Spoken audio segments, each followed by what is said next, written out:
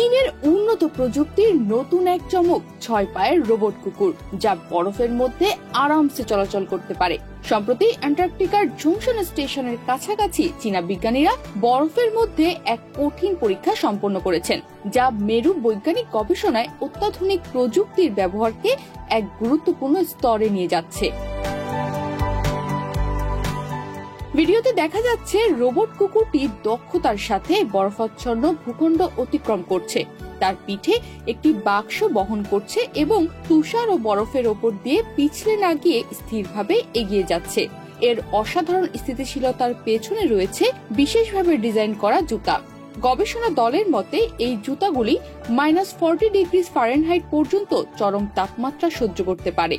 একই সঙ্গে এই জুতা রোবট কুকুরটিকে বরফের মধ্যে পিছলে যাওয়া থেকেও বাঁচতে সাহায্য করে এবং ভঙ্গুর বরফের ওপর হাঁটার সময় যন্ত্রের ক্ষতির পরিমাণ কমিয়ে দেয়। শুধু তাই নয়, এই রোবট কুকুরটি একাই 70 থেকে 100 কেজি পর্যন্ত মাল বহন করতে পারে।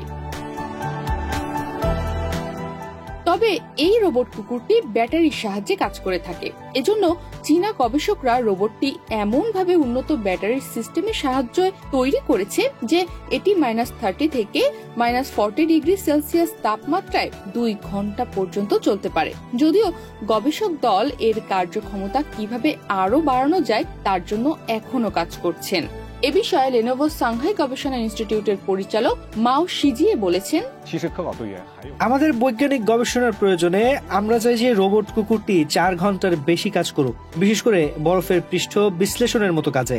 এমন পরিস্থিতিতে আমরা এতে অতিরিক্ত 2টি ব্যাটারি সংযুক্ত করি, যা একে 4 থেকে 6 ঘন্টা পর্যন্ত চালিত করতে সক্ষম করে। আমরা এর সক্ষমতা আরো উন্নত করার পরিকল্পনা করছি, যাতে রোবটটি অভিযানের বিভিন্ন চাহিদা যেমন নিরাপত্তা পরিদর্শন এবং গবেষণা কার্যক্রম পরিচালনা করতে পারে। তবে বরফের উপর চলার সময় বরফের ফাটল যেহেতু দেখা যায় না, এ কারণে রোবট কুকুরটির আরেকটি গুরুত্বপূর্ণ দায়িত্ব হলো বরফের ফাটল শনাক্তকারী যন্ত্র বহন করে তাদেরকে নেতৃত্ব দেওয়া, যাতে এটি যে পথ অতিক্রম করবে তা ফাটল মুক্ত ও নিরাপদ থাকে। এই পরীক্ষাগুলির মাধ্যমে সংগৃহীত তথ্য রোবট কুকুরটির নকশা আরো উন্নত করতে সহায়ক হবে, যা ভবিষ্যতে আরো জটিল কাজ সম্পাদনে সক্ষম হবে।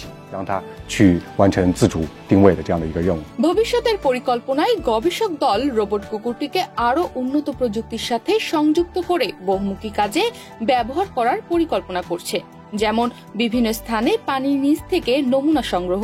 এছাড়া পানির নিচে রোবট ও ড্রোনের সাথে সমন্বিতভাবে কাজ করার মাধ্যমে এটি বৈজ্ঞানিক অভিযানের সক্ষমতা আরো বৃদ্ধি করবে বলে আশা করা হচ্ছে। তনিমা রহমান, বাংলাদেশ প্রতিদিন।